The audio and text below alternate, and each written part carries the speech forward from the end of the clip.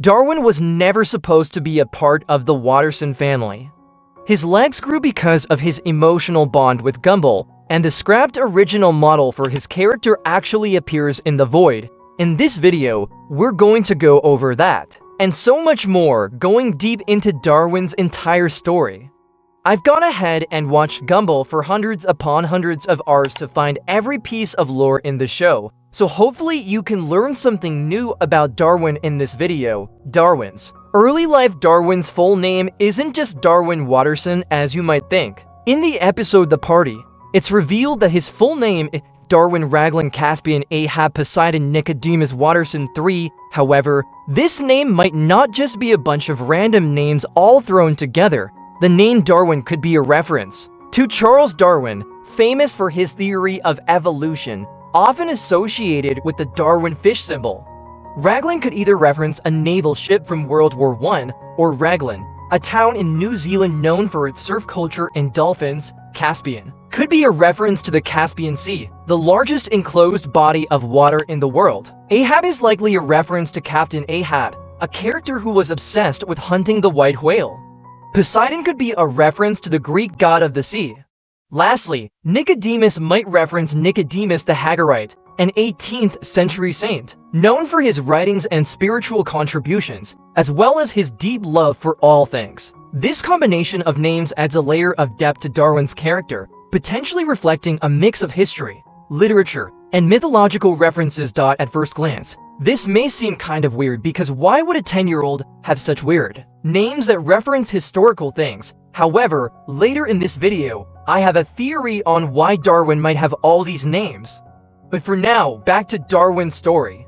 And like all good stories, we have to start from the beginning. Oh wait, there isn't a beginning, at least that we know of. We don't know about his parents or anything, but we do get to see a glance into his early life in the episode The Origins, where it starts off with Nicole running around the house looking for Gumball, who is causing chaos. She heads upstairs and finds Richard taking a bath with grape soda. Typical Richard activities. When Nicole finally finds Gumball, she can't seem to get angry with him because of just how adorable he is, which is one of the few times you don't see her go insane from her family's actions. However, Gumball continues to be hard to handle, so Nicole and Richard decide to buy a pet goldfish to keep Gumball busy, which somehow ends up working. Gumball is fascinated with his new pet, which he ends up naming Darwin. Except this is not our Darwin. Not yet, that is. Gumball goes through multiple goldfish, with all of them somehow dying in a ridiculous way. And then, after every single death, Richard takes it, flushes it down the toilet, and buys him a new one. And when Richard goes back to the pet store to buy yet another goldfish like clockwork, he learns that the last two available in the store jumped out of their tank, knowing that they would have the same fate as their peers. Which is actually kind of sad. As a distraught Richard goes to his car knowing that Gumball will be on a rampage now that he doesn't have Darwin, he notices a mysterious van sitting next to him and for some reason decides to go inside.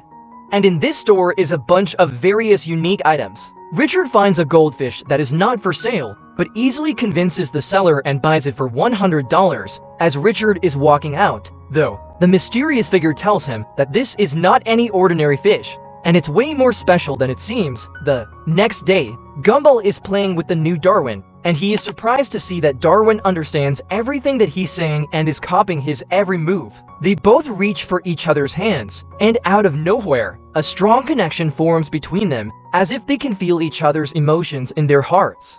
They both sense it deeply, leaving Gumball in shock of the mysterious connection with his new pet goldfish. And when Darwin talks for the first time, Gumball gets super excited and goes to tell his parents.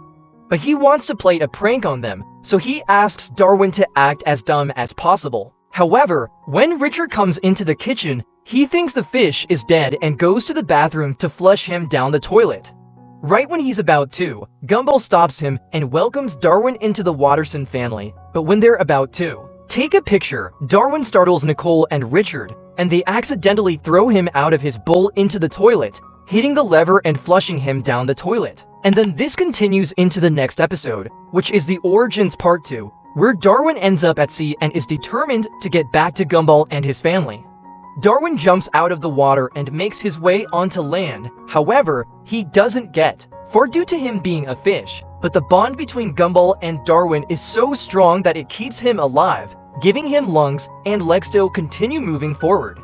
He continues on, finding multiple things stopping him on his way. But eventually, Darwin catches up to his family and notices that the Wattersons are about to replace him. Having him heartbroken, he sadly walks out of the mall. However, Gumball senses Darwin's presence and realizes that he's back, so he runs to catch up with Darwin and they reunite outside the mall. The Wattersons then officially welcome Darwin as a new member of their family, and then the rest is history. Darwin's relationship's origin shows us the bond between Gumball and Darwin and how they instantly clicked. Their bond continues throughout the show, becoming a significant part of their brotherly and best friend relationship. Like every relationship, they sometimes have disagreements or get into fights. But at the end of the day, they always make up and remain the best of siblings. Just like Gumball and Darwin, both Darwin and Anaïs are also great siblings to each other. While she isn't as close to Gumball and Darwin as they are to each other, they still share some moments and maintain a relatively healthy sibling relationship, with Darwin often acting as a big brother to Anaïs. Another great example of this is in the episode The Responsible. Both Gumball and Darwin are in charge of babysitting Anaïs and try to protect her from anything that looks dangerous. Even though they fail miserably, they ultimately end up working together to get out of the house while it's flooding. His relationship with Nicole and Richard are also nothing but a great family bond. They treat him like a son and never push him away for being different or not related. However, things do change in the episode The Roots. When they think that Darwin misses his old life as a fish, they look distraught and try to make him feel at home as much as possible. When that doesn't work, they throw him back into the wild thinking that they're doing the right thing. But all that did was make them seem like they were abandoning him. In the end, they reconnect and feel relieved when Darwin reveals that he was just trying to guilt trip them into buying a bigger fish tank, which he definitely needs. He can barely fit in his current one, and he has been struggling with it ever since they got him. Get my boy Darwin a bigger fish tank, come on. When it comes to his other relationships, Darwin seems to be quite the chick magnet, getting close with multiple different girls, such as Sarah, Masami, and the girl he ended up with as Carrie. Their relationship builds in episodes like the Halloween, and they finally become a thing after the events of the Matchmaker. He can also make a lot of friends, being quite friendly with most of the students in Elmore Junior High, being able to connect well with characters like Penny, Banana Joe, and even others much older than him like Rocky. A lot of these characters at some point he did not get along well with. However, due to his friendly and kind personality, he was eventually able to connect with them. For example, Darwin was once jealous of all of the time Gumball was spending with his girlfriend Penny, fearing that she was trying to take Gumball away. However, he eventually overcomes these feelings in later episodes like The Romantic, where he stops showing hatred towards Penny and even helps Gumball plan something romantic for her. Despite Darwin's friendly nature, Darwin has created some arch enemies like Rob. Rob is the main antagonist who was originally a minor background character, but after the world realized of his uselessness, he was sent to the Void. More about that later. Once he escapes the Void, he becomes Gumball's arch nemesis. But in episodes like The Disaster, Rob targets those who Gumball loves, like his parents, Anaïs, Penny, and even our boy Darwin. Now that we've explained most of Darwin's story and his relationships, we should talk about the creation of Darwin and how he became a character. The Watterson family is based off of Ben Bucklett and his family from his childhood. And if you don't know, Ben Bucklett is the creator of the show. Darwin, in particular, was inspired by Bucklett's friend, Paul, growing up, how his family treated them like their own, like his adoptive parents. Just like how Darwin was adopted by the Watterson family. Before he was introduced in the amazing world of Gumball, Ben Bucklett explained that his character was originally designed for other shows, which was meant to be about mythical creatures like the Yeti or the Loch Ness Monster hiding in a child's backyard. It's possible that some of Darwin's ideas were influenced by the concept of mermaids, since he is a fish that acts like a human.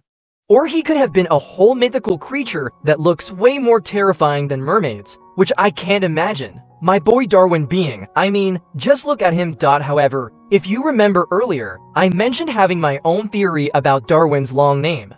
As I mentioned earlier, his middle name is Poseidon, which can reference the Greek god of the sea. Since the show Darwin was originally going to be in was about mythological creatures, it makes sense that his middle name would include Poseidon, as he is the mythological king of the seas.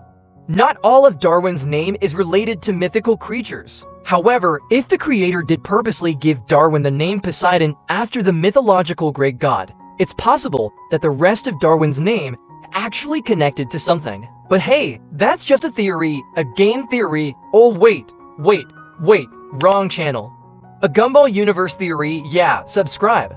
After the show was scrapped, Darwin was added to the amazing world of Gumball because Buglat loved his design and it ended up fitting with the show's quirky characters perfectly. However, he was never meant to be in the Watterson family.